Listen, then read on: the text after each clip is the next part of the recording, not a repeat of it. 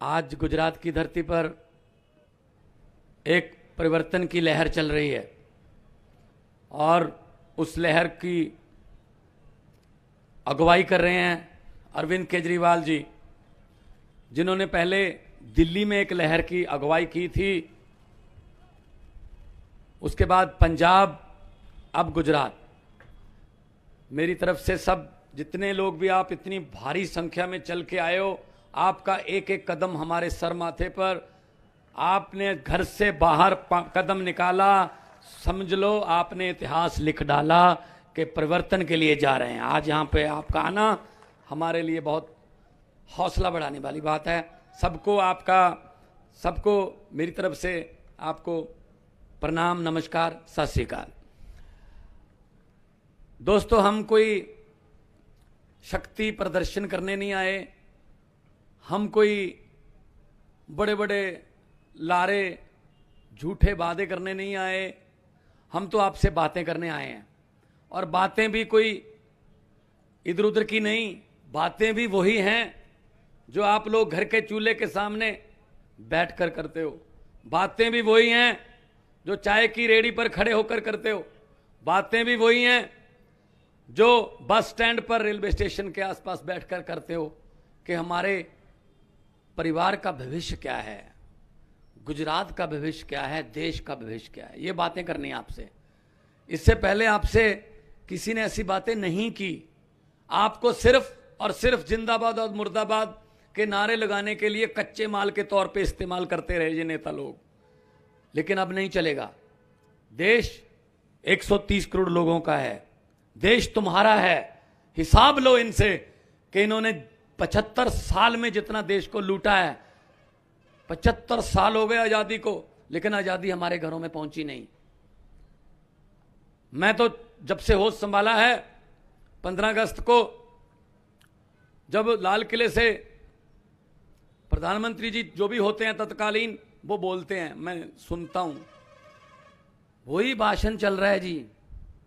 अफसरों का लिखा हुआ भाषण है, रटा रटाया भाषण है, कुछ नया नहीं है उसमें। गरीबी पर चिंता व्यक्त, महंगाई पर थोड़ी ज्यादा चिंता व्यक्त, बेरोजगारी पर और ज्यादा चिंता व्यक्त, आतंकवाद पर सबसे ज्यादा चिंता व्यक्त कि अपने अपने घर जाओ। ये था 15 अगस्त, यही सुन रहे हैं भाई।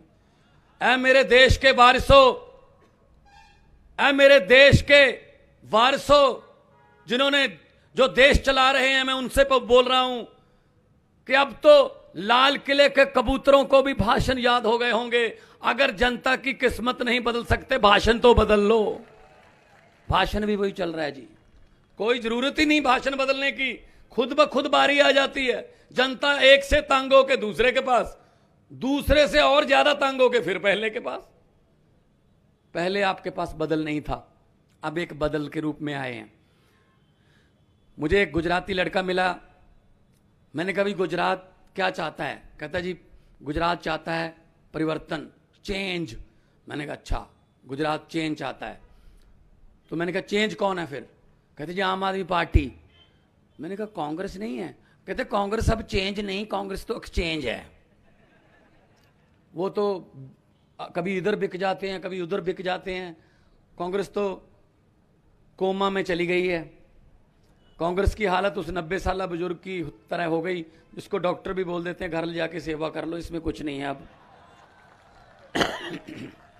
वो तो इलेक्शन लड़ भी नहीं रहे इधर, वो तो उधर ही पता नहीं कहाँ घूम रहे हैं।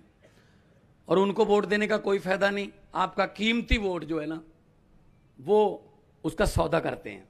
वो जितने आपने पिछली बार जिताए थे, उनमें से 22 बीजेपी में हैं, कभी भी चले जाते हैं। तो उनसे बचना। और आम आदमी पार्टी की सरकार पंजाब में 7 महीने हुए बनी है, जो गारंटियां दी थी उससे ज्यादा कर रहे हैं। 20,000 सरकारी नौकरियां निकाल के, उनको नियुक्ति पत्र देके, उनको स्टेशन पे कुर्सियों पे बिठा के आए हैं हम। 20,000 लड़के लड़कियों को 8436 टीचरों को रेगुलर किया, पक्की नौकरी दी। आउटसोर्सिंग, ठेका सिस्टम बंद करें पंजाब में, सभी को पक्के करना है। और मुझे पता चला गुजरात में तो पुलिस भी कच्ची है, पुलिस वाले भी कॉन्ट्रैक्ट पे हैं, कमाल है। अब फौज भी कॉन्ट्रैक्ट पे आती है। तो आम आदमी पार्टी ने वादा किया था बिजली, दिल्ली में तो पहले ही बिजली मुफ्त चल रही थी, पंजाब में वादा किया था, तो विपक्ष वाले कह रहे थे पैसे कहां से लाओगे। हमने 1 जुलाई से बिजली 300 यूनिट पर मंथ फ्री कर दी। 74 लाख घरों में से 50 लाख घरों को जीरो बिल आता है जी, जीरो बिल। नीयत अच्छी हो सब कुछ हो सकता है। हमने पैसे कहां से लिए? हमने विधायकों की पेंशन बंद कर दी, करोड़ों लेते थे, पेंशन के रूप में करोड़ों लेते थे, पैसे बच गए। हमने भ्रष्टाचार खत्म कर दिया, जो भ्रष्टाचार का पैसा था वो खजाने में गया, वो खजाने में से हमने बिजली फ्री कर दी। अरविंद केजरीवाल जी ने जो 350 करोड़ का पुल बनना था दिल्ली में, ओवरब्रिज, वो 200 करोड़ में बना दिया, 150 करोड़ रुपया बच गया, उससे दवाइयां फ्री कर दी। ऐसे करते हैं भाई, सरकार का काम यही होता है कि लोगों से टैक्स ले और उस टैक्स को बिजली के रूप में, स्कूलों के रूप में, अस्पतालों के रूप में, कॉलेजों के रूप में, यूनिवर्सिटियों के रूप में, सड़कों के रूप में, इंफ्रास्ट्रक्चर के रूप में वापस पब्लिक को दो। वापस पब्लिक के पास पैसा आना चाहिए टैक्स का। ये खा जाते हैं। आप कहते हो कि हम तो टैक्स नहीं देते, आप में बहुत से आदमी बैठे होंगे जो सोचते होंगे हम तो टैक्स ही नहीं देते। मैं आपको बताता हूं आप कब टैक्स देते हो। सुबह जगते हो, चाय बनानी है, माचिस की तीली जलाई, टैक्स शुरू। तीली लेने जाओगे, टैक्स है। गैस सिलेंडर है, जैसे ही लाइटर की स्विच दबाई, टैक्स शुरू, गैस पे टैक्स है। उसके बाद चाय पत्ती डाली, टैक्स, चीनी डाली, टैक्स, दूध डाला, टैक्स, दही खाया, टैक्स, अब तो परांठे पर भी 18% टैक्स। और उसके बाद आपने मोबाइल फोन किया किसी मित्र को कि मैं तेरे यहां दुकान पे आ रहा हूं, टैक्स। मोटरसाइकिल स्टार्ट किया, टैक्स, डीजल, वापस आए, टैक्स, सब्जी लाए बाजार से, टैक्स, खाना खाया रात को, टैक्स। और सोते समय आप सोचते हो शुक्र है अब कोई टैक्स नहीं भाई साहब, गलतफहमी में हो, ऊपर पंखा चल रहा है, टैक्स। भाई हम तो 24 घंटे टैक्स दे रहे हैं, हम तो सोते हुए भी टैक्स दे रहे हैं। पैसा कहां चला जाता है? खजाने क्यों खाली हो जाते हैं? खजाने को खाली कौन करता है? खजाने को खाली यही करते हैं जी। इनसे खजाना जो है ना वो निकलवाना है और आपको देना है, एक एक पैसे का हिसाब लेना है, इस देश के एक एक पैसे का हिसाब लेना है, तब ठीक होगा काम। ये कोई मुश्किल काम नहीं है, हमने पंजाब और दिल्ली में करके देख लिया। ये तो इतने डरे हुए हैं, पंजाब में एक मंत्री खुद ब खुद ही आ गया 1 करोड़ रुपया लेके विजिलेंस के अफसरों के पास कि मेरा नाम निकाल दो, जांच मत करना। उनका मुझे फोन आया, जी क्या करें? मैंने कहा अब तो नाम डाल दो इसका। और उसके घर से नोट गिनने वाली मशीन मिली है।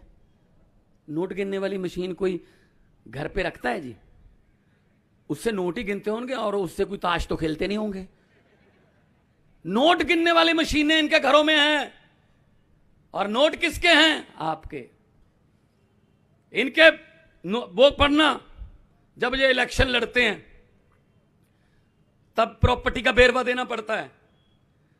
मैं बताता हूं, बठिंडा से इलेक्शन लड़ी एमपी की हरसिमरत कौर, जो कि प्रकाश सिंह बादल जो मुख्यमंत्री रहे 5 बार, बहू है उनकी, सुखबीर बादल की पत्नी है। उसने क्या भरा?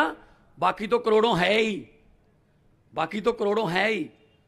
सोना कितना है उसके पास मैं बताने वाला हूं। अगर मां बहन कोई दिल की मरीज है वो अपने कानों पे हाथ रख सकती है। कितना भरा कि कितना सोना है मेरे पास? 23.5 किलो। 23.5 किलो लिख के दिया। कहां से आया भाई साहब ये सोना? ये सोना हमारा है। हमारे बच्चों के हिस्से की पढ़ाई खाते हैं तब सोना बनता है। हमारे बुजुर्गों के इलाज के हिस्से की दवाई खाते हैं तब सोना बनता है। हमारे नौजवानों का रोजगार खाते हैं तब सोना बनता है। सड़कें खाते हैं, कॉलेज खाते हैं, स्कूल खाते हैं, तब जाके सोना बनता है। हमारे घर में ये नहीं पता शाम को खाना बनेगा या नहीं बनेगा। ये सोने में खेल रहे हैं, ये हीरे मोतियों में खेल रहे हैं। तो इसके लिए जिम्मेदार थोड़ा थोड़ा हम भी हैं। लेकिन हमारा उतना कसूर नहीं है, हमारे पास कोई पहले विकल्प नहीं था। मैं तो आपको धन्य मानता हूं, 27 साल एक ही पार्टी। अरे हर साल तो दरख्त भी पत्ते बदल लेता है, कुछ तो बदलो। दरख्त को, पेड़ को भी पता चले कोई नई हवा, नया सूरज, नई धूप आई है, और उसका नाम है आम आदमी पार्टी। और झाड़ू से सफाई करो, और झाड़ू जहां चलती है वहां सफाई होती है। इस झाड़ू से पहले इससे पहले इस झाड़ू से हम सिर्फ दुकान या मकान साफ करते थे। अब इस झाड़ू से अरविंद केजरीवाल की अगुवाई में पूरा हिंदुस्तान साफ किया जाएगा जी, पूरा हिंदुस्तान। आम लोग हैं हम, ये बैठे हैं, आम घरों के हैं, कोई वकील है, कोई पत्रकार है, मैं कलाकार था। अरविंद केजरीवाल जी IRS ऑफिसर थे, इनकम टैक्स के कमिश्नर थे, चाहते तो ये भी बहुत नोट कमा सकते थे, लेकिन नोट कमा के उतनी इज्जत नहीं मिलती जितनी लोगों के दिलों में जगह बना के, खाता खुलवा के मिलती है। इसीलिए तुम इतने लोग आ गए, वरना आजकल भाई को भाई नहीं पूछता, भाई साहब, सगे भाई को नहीं मिलने जाता, कोई बहन को नहीं मिलने जाता। आप इतनी संख्या में आ गए, गर्मी है, हम आप प्रबंध भी नहीं कर सके पानी का अच्छे तरीके से, हमारे पास पैसे नहीं है, लड़ाई आपको लड़नी पड़ेगी। मेरे पास 92 MLA हमारे, 117 में से 92 सीटें आई हैं, 92 में से 82 MLA आम घरों के बेटे बेटियां पहली बार MLA बने हैं पंजाब में। तो ये होती है जब जनता लड़ती है, जब जनता इलेक्शन लड़ती है, तो आप लड़िए, आप लड़िए, चुनाव चिन्ह हम देंगे, सफाई करिए। जो गुस्सा है 27 साल का निकाल लेना, जो गुस्सा 27 साल का निकाल लेना। एक बात मेरी याद रख लेना, पूरा भाषण भले ही भूल जाना कि भगवंत मान आया था, उसने ये बोला था कि जब इलेक्शन वाला दिन होगा तब अपने अपने भगवान को प्रणाम करके, जहां बूथ है पोलिंग वहां जाना, एक मशीन मिलेगी, उस मशीन के बटन के सामने एक चुनाव चिन्ह मिलेगा। ये बात याद रख लेना, वो बटन ना तो किसी हाथ पंजे का है, ना किसी कमल के फूल का है, ना किसी हाथी का है, ना किसी सीढ़ी का है, ना किसी बिसल का है, ना किसी झाड़ू का है। असल में वो बटन आपके बच्चों की किस्मत का बटन है भाई साहब। अगर सही बटन दबा दोगे, किस्मत चमक जाएगी, दोबारा किसी को पूछने की जरूरत नहीं पड़ेगी। और अगर वही काम करोगे जो 27 साल से, फिर 5 साल और भी बीत जाएंगे, क्या उससे 5 साल और बीत जाएंगे, क्या होगा। तो हम तो, आप कोई लालच नहीं है, कोई मैंने यहाँ ठेके नहीं लेने, कोई मैंने यहाँ कोई अपना कोई सड़क का ठेका नहीं लेना, मैंने कोई कहा यहाँ पे कोई माफिया नहीं करना। मैं तो सिर्फ यही बताने आया हूँ कि भगत सिंह, राजगुरु सुखदेव, लाला लाजपत राय जी, चंद्रशेखर आजाद जी, ये सब लोग सिर्फ पंजाब या दिल्ली की आज़ादी के लिए नहीं लड़े थे, ये पूरे देश की आज़ादी के लिए लड़े थे। पूरा देश इनसे याद करवाना है। दोनों हाथ ऊपर उठाकर 2 नारे लगा दो, इनकलाब, इनकलाब, जय जवान, जय जवान, भारत माता की, बोले सो निहाल। बहुत बहुत धन्यवाद आपका, आपने इतने प्यार से, सत्कार से मुझे सुना। तंदुरुस्त रहो, तरक्कियां करो, बहुत बहुत मेहरबानी।